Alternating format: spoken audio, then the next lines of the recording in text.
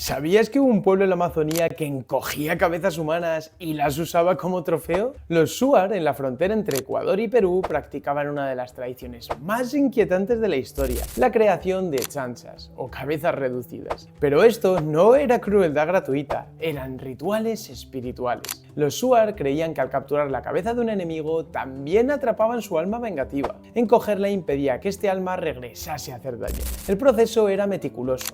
Se retiraba el cráneo, se cocía la piel con piedras calientes y se cosían los párpados y la boca. Todo ello con el objetivo de silenciar el espíritu para siempre.